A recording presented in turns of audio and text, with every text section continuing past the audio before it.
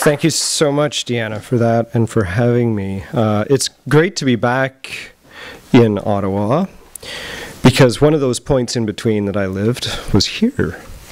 Seems a long time ago. I went to high school here. And my family has a lot of Ottawa roots, and another connection that I have to the city was employed by First Air, which has its head offices here in Kerp. Said that right? But I worked for them in Nunavut. Well, actually, when I first started working for them in Iqaluit, Nunavut had not yet been formed. It was in 1996. And during the lead up to the formation of Nunavut, things got very busy in the cargo department of First Air. I was a baggage and cargo handler.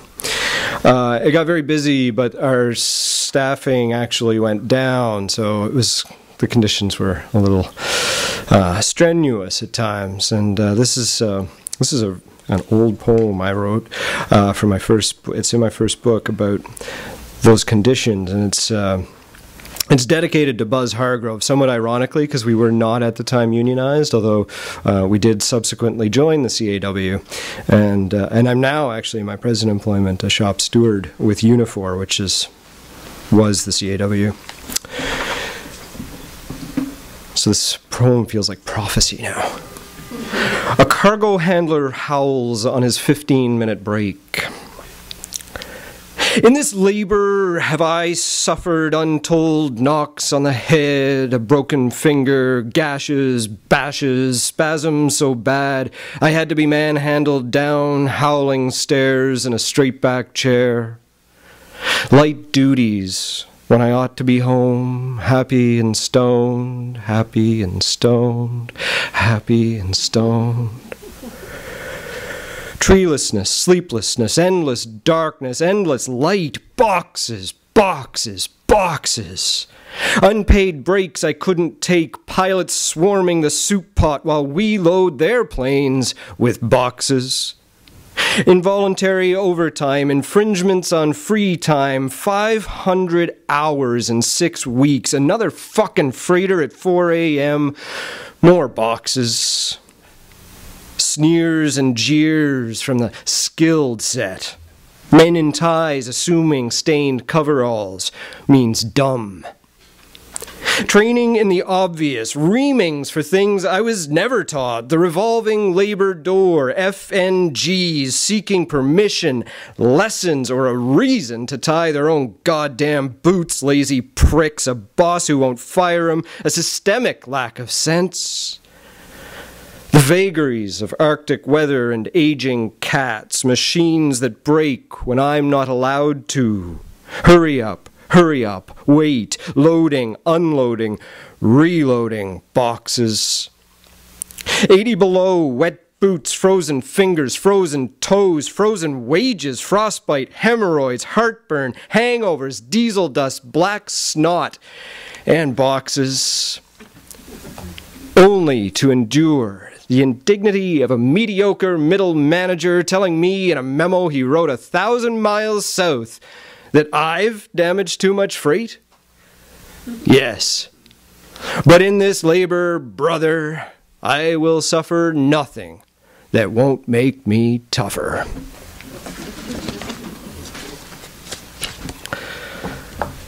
That one's for Peter, too. My brother in that trade. Well, you stuck it out a lot longer than I did. I wasn't in Iqaluit. Well, it's true, yeah. You had belt loaders and all that fancy stuff, right? Yeah. Okay, I'm going to read some poems from my most recent collection now from Some. This book is, like my other books, all about me. This poem is called Ego.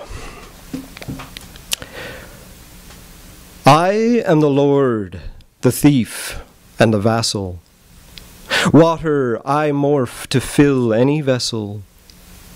Wherever I am, I speak like a local. I sift like ash through grates and then settle. I mimic and ape. I'm brash and I'm subtle. I'm an alloy forged from 10,000 metals. I am the stove, the pot, and the kettle. I patch over holes like plaster and spackle. I am the block, and I am the tackle. I am a torrent, and I am a trickle. I am the treacherous course through a tickle. I am most busy when I am most idle. I am the whip, the bit, and the bridle. I am the bolt, the hinge, and the knuckle. I am a belt in search of its buckle. I am the stamen, the pistil, the petal. I am the jot, and I am the tittle. I'm obliging, yes, but no one's lick spittle. I'm jackpine, cat spruce, cedar, and maple. I am the stake, the stitch, and the staple. I am the storm, the stallion, the stable. I can cram worlds in the cup of a thimble. I'm gauche and immodest. I'm shy and I'm humble. I am fraught silence preceding a battle. I am the fang and I am the rattle. I am the Talmud and I am the Bible. I am all manner of slander and libel. I have been Cain and I have been Abel. I am the feast and I am the table. I am the dirge of the Tower of Babel. I'd speak the truth, but I doubt that I'm able.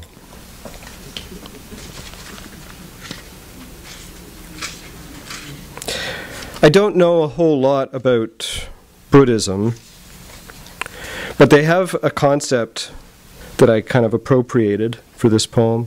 It's called Anitha, that's the title of the poem, and it basically it means the non-self or the no-self in the Buddhist belief system, which jibes with insights that a lot of poets have had into selfhood and its nature, and more recently, neuroscientists. Anitha. Sorry, I'm not myself today. Lately, I think I never am.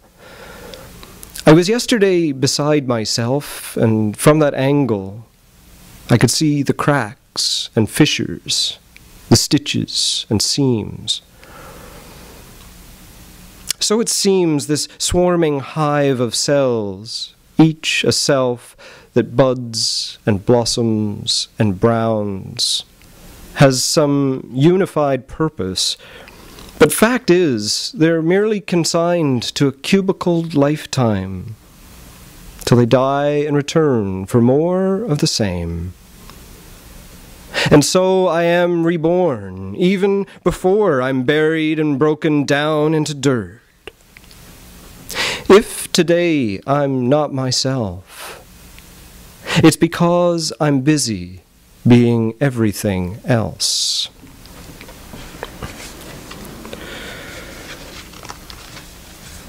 I'm a lot lazier than Ben is. I didn't read a book about lyrebirds, but I saw a 10-minute clip on YouTube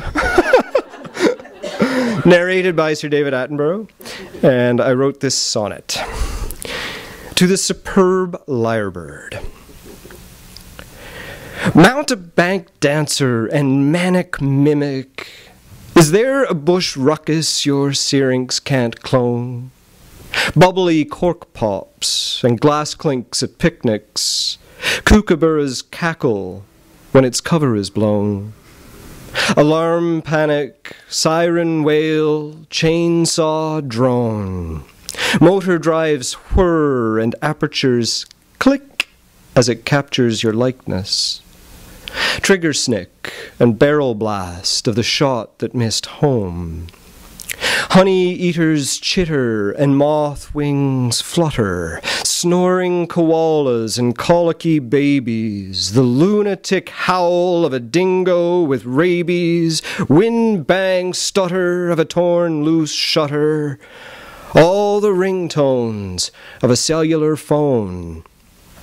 No song you can't sing, but no song your own. My friend, the poet and English professor in Halifax, Brian Bartlett, sent a copy of this digital copy of this poem to a poet he knew in Australia, who who responded that it had a gross inaccuracy in it because there is in fact no rabies on the entire island of Australia. But I felt it had to stay, if only because it was a rhyming word. I was intrigued by the topic of the workshop that happened here tonight before this reading, and I kind of wish I could have sat in on it. For those unaware, it was about incorporating actual, real, historical people into creative work, into poetry specifically. The poem I'm going to read now is a dramatic monologue adapted from a story by Oliver Sacks about a real person, about a painter who was, after a trauma to his brain, became colorblind. Developed a specific kind of colorblindness called a chromatopsia. So the poem is called A Chromatope. The accident killed my sense of color. The world developed as a muddled, duller place. Not black and white, not sepia flushed, not even grayscale. As if God had crushed the universe, squeezed out the juice and zest, left nothing but a husk. If I were pressed to put words to it, I'd say sick, impure, dirty, distressed. But all that I was sure of was that everything had changed. I lost my taste for favorite foods. Tomatoes grossed me out, green or red, they all smelled black. Every love I had became a loss, a lack. I even lost my fervid urge for sex. I couldn't stand the sight of human flesh, its hazy pale and waxen hues of death.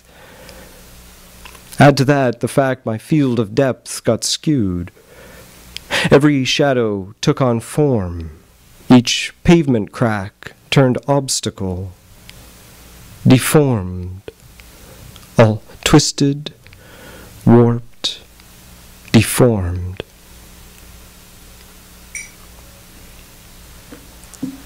I tried to paint as I once did, but images came out faint and indistinct to eyes with normal sight.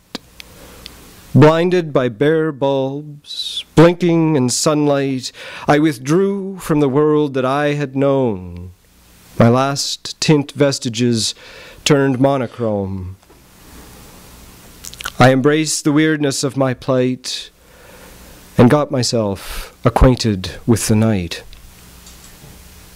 In these dark arts, I became a master, bent on hauling booty from the disaster of my shipwrecked sight. I'd sleep days, wake to wander streets soaked in the rays of sodium lamps, that whitewash I hated for the way it would rape and desecrate the rainbow. But now, it made my vision sharper. I had never, with such precision, been able to pinpoint detail. I could read, say, a license plate 400 yards away. I returned to canvas with fresh vigor, my palette smaller, my purpose bigger, toiling 15 or 16 hours a day to translate my pain in this innovated way. To my surprise, there developed a craze for the works of my black and white phase. To the patrons trawling the gallery at a vernissage, my affliction was unknown, my green specks a trick, perhaps, to hide stoned eyes. What they don't know pays my salary The hurts I've suffered are clandestine, and I possess a strength they can't imagine. A doctor wrote to say he had a cure for my condition. I politely demurred. I now see the light as it exists, in waves, not those tinted shadows in Plato's cave, and will suffer no mortal fool to lift the veil of my dark, paradoxical gift.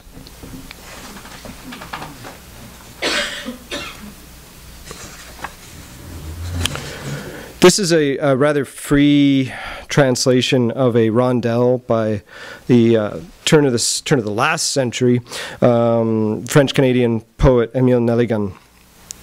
The French title of the poem is Clair de lune intellectuelle. I have rendered that as mental moonshine.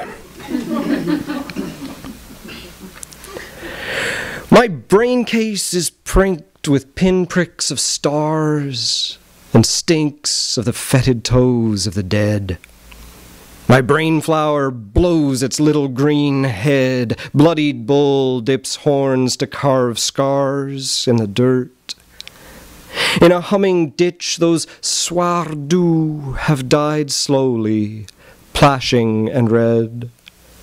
My brain case is pricked with pinpricks of stars and stinks of the fetid toes of the dead. My brain, a train of vagabond boxcars, discharges its gold-plated freight of lead bars, chugs from the barrens, dead heads it to cloud-locked Valhallas of stars. My brain case floods with the light of dead stars.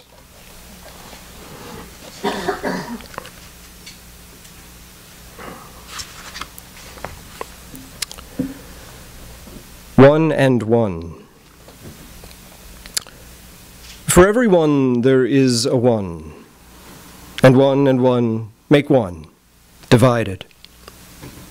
For every one a one must die, and every death is one, provided every other is a one, and one is every other. An other and a one make one, husbanded and brided. The union of a one and one makes other, suicided. Self-murder of the one in one is mother of the other one, and one another's one in ones conspire to smother other ones, while lovers wire their one and ones implacably together. One is bound and gagged by one. One saws and frays the knot of one, and one lets slip the tether.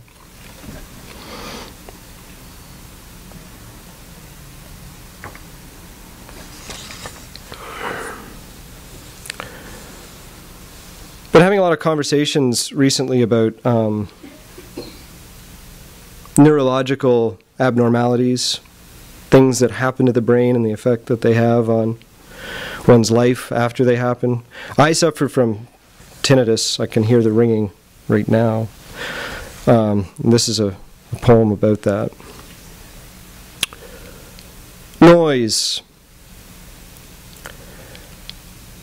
I don't know if it's AWOL during daylight hours, or if the tinnitus in my left ear is merely dimmer when I'm out and about my business. It's wine drowned in the din of city traffic, so I forget it's there until, horizontal in the dark, I'm ready to receive it. Or, like now, it makes its nuisance presence known when I sit before a blank screen wondering what to write. I can't pinpoint when my little hum got going. Don't know if it's grown louder or if one day it just fluttered down and lit upon my shoulder, singing. It's probably the product of imperfect employment of ear defenders on airport tarmacs and in the thrumming innards of the hawkers I offloaded. I remember landing in Hall Beach one summer day, and once the prop stopped spinning, I cracked the cargo hatch to such an immaculate bare flash of silence that I half wondered if I'd been struck deaf, until Jonah fired up his forklift and rumbled up to greet us. Flying home, I sat mid-cabin in the empty 48, chanting Dylan Thomas poems aloud, thinking that the pilots wouldn't hear me with their headsets on over the racket of those twin Rolls-Royce darts I'd parked myself between. And then there was the neighbor who heard me through the wall we shared, reading Horace in the wee hours, and asked me, awkwardly, if I prayed at night. And were the voices that I heard as I lay abed in Resolute Bay the dark season hallucinations of a man left too much alone by the shore of the Northwest Passage, or signals picked up by my fillings? I listened to the static of the HF radio enough to know the tricks the magnetosphere plays on the ear. John Cage, in his quest for perfect silence, encased himself in an anechoic chamber only to experience the flow and sizzle of his blood and nerves as auricular phenomena. I once tried, unsuccessfully, to give a message to a woman on a train, until, looking up from her book, she switched her hearing aid on. "Sorry," she said, "I prefer to hear nothing when I read." Naively, I've since caught myself at odd times envying that option, prone to distraction as I am. But then, it strikes me that this intermittent buzzing could be my frequency among the quick. I'm just going to read one more short poem. Spoiler alert, it's the last one in the book. But don't let that stop you from buying a copy, because I did remember to bring some, and I have to fly home from Toronto tomorrow, so I'd really like lighter luggage. Title of this poem is I, just the letter I.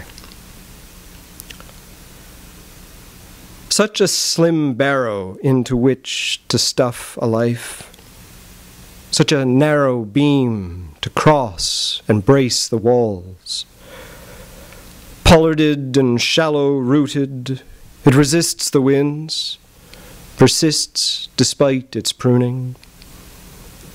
Stiff and stolid in its ramrod stance, it stands, but shifts and strays when no one's watching. It sees the road ahead, but is always looking back. It asserts and it equivocates. It makes mistakes. It flirts with grief and grace. It wears a mask to hide its missing face. Thank you very much.